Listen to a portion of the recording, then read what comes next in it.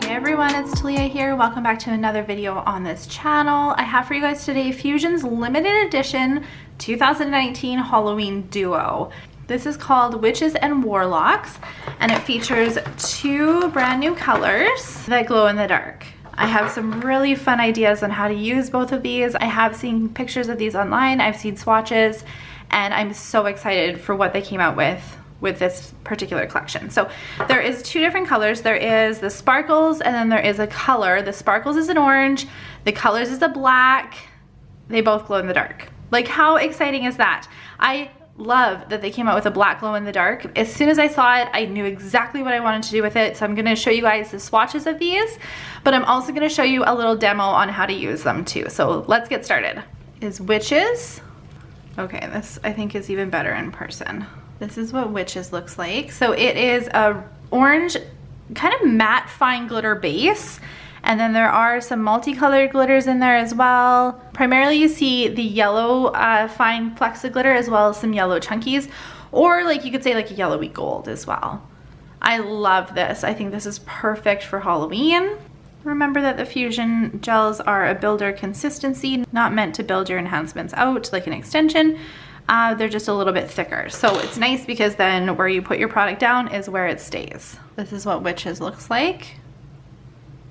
Perfect Halloween orange for Warlocks. And then this is what Warlocks looks like. So it is just a really nice black. I am finding that it's not super, super, super highly pigmented, but I don't think that that's gonna be an issue. Remember when you're working with your Fuzion gels that you do want to float it. You're not painting these ones on just because they are a builder consistency. They're designed to be embedded. Okay, and then that is what Warlocks looks like. So it's a black. It's not, if I'm being completely honest with you guys, it's not as pigmented as some of the other blacks I've used on the market. But I'm gonna venture a guess it has something to do with the glow pigments that are in it. From what I've read and heard, the dark pigment absorbs some of the glow. So that might be affecting like the concentrated black of it. Again, I don't think it's gonna be an issue when we do our demos. So for the demo portion of the nails, I decided that I wanted the majority of the nails to be done with the Warlock color, the black color. Now keep in mind, because these are a builder consistency, you should be floating them on, and I'm doing them on top of tips like this. So it's kind of hard to float them on tips, I find, whereas like if I paint them on, you guys can see that it's got kind of a sheer coat to it. They're also a little lumpy and bumpy because I'm floating them on, but usually on my clients I would be embedding these, so it's not a huge deal. I'm not going to put a clear layer of gel over top of the black for the purpose of the demo, but I will put it over top of the orange because the orange is definitely lumpy and bumpy, and I wanted to make sure that I could file it before I went in with any of my stamping.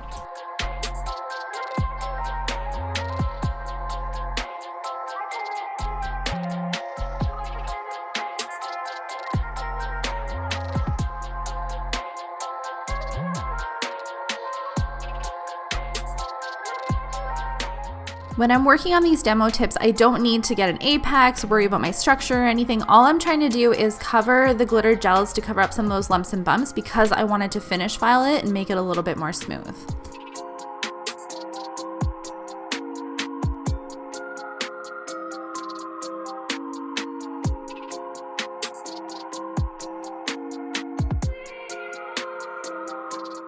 For the example that I'm going to show you guys, I wanted my stamping image to not show up on the black. So I'm going to stamp black on top of black. We're going to use a CJS Halloween 37 plate because it's creepy, and I kind of wanted like a creepy set of nails, but pretty at the same time. So the only time it would be creepy is when they're glowing in the dark because these gels glow in the dark. So some of the images that I decided to use on here were the creepy tree ones, and as I was gathering ideas for it, I decided to switch my tips around. I wanted, if this was to be like a full hand, the thumb and the pinky finger to be the orange, and then the big scenery, the middle 3 fingers.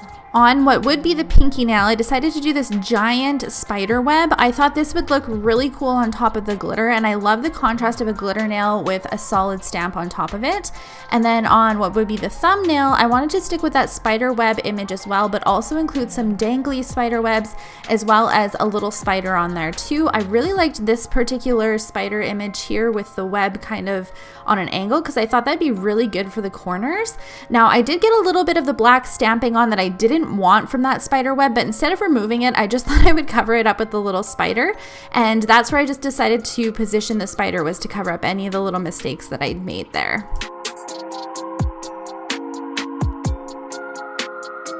I'm going to be the first to say that I struggled with this thicker image here. I tried it multiple times and kept scraping it off, which I know is a problem that many of you guys have when you're working with these bigger images.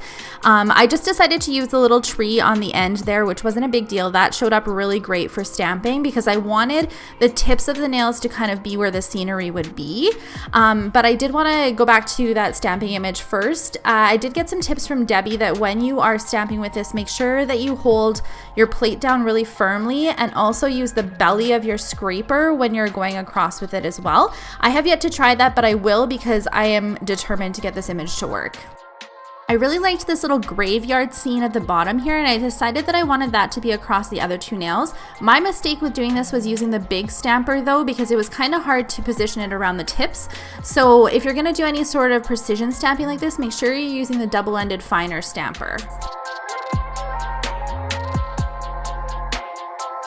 I really like the idea of the sides of the nails having like a little tree or a little hook or something coming off of it. So that's what I decided to stamp on what would be the pointer finger. Now it's really hard to see what I'm doing with this because I'm stamping black on black, but that was kind of the idea I was going for. I wanted the image to be completely hidden until it was glowing in the dark, and then you would see it.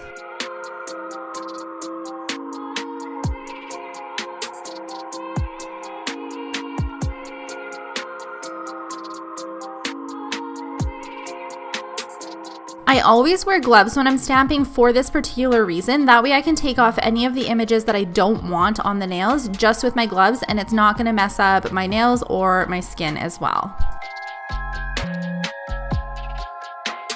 Because I wanted this design to look good when it wasn't glowing in the dark, I decided to add some Swarovski crystals.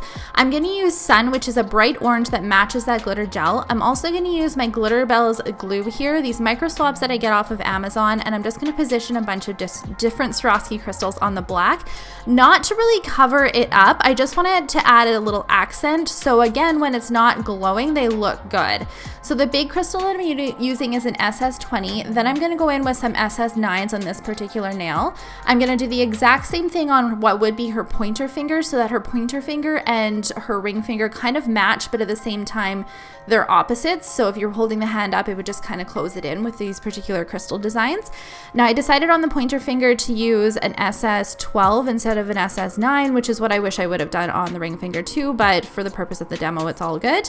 And then on the middle nail, I decided to do something that kind of is my favorite design to do at cuticles. I love putting a big crystal right in the middle, again an SS20, then going and down and fading my crystal sizes with an SS9 on the outsides to frame that big one, and then an SS5. I love how this design came together, and I think that if it was on an actual human being instead of these tips, it would look really nice because the crystal design would just kind of flow through.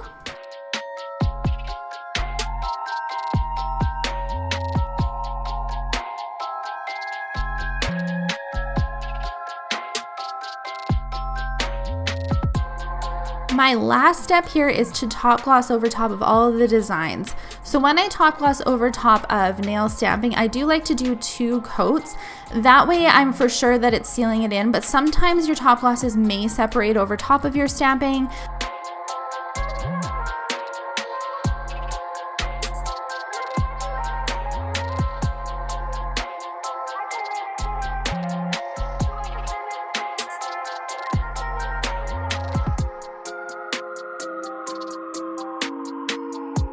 While I finish up this design here, I do want to chat with you guys a little bit about the glow pigments that are going on with the black and orange here. So the orange glows really, really well. When you immediately shut the lights off, it glows so good. The black, on the other hand, I found did not glow very well, and I think that's because of the pigments that are in the black glow. It's almost like they absorb some of the glow powders a little bit. So after talking with Cheryl about this issue that I know some of you guys are having, the best advice I can give you is to put it on clients that maybe are exposed to UV light a little bit more, because if you're charging it in, let's say, a UV lamp, a sun lamp, or if your clients are outside a lot and then they come inside, that's when it's going to glow a lot more. So it's almost like it absorbs the UV light throughout the day, and when your clients are having a restful sleep in the middle of the night is when it's going to start to glow a little bit more. So that's just something to keep in mind. Something I experienced when I first shut the lights off with playing with this as well. And I did find that the glow kind of faded a little bit with time, but once I recharged it in my UV light, it glowed perfectly well. And as you can see, this image here, the scenery just really popped with it.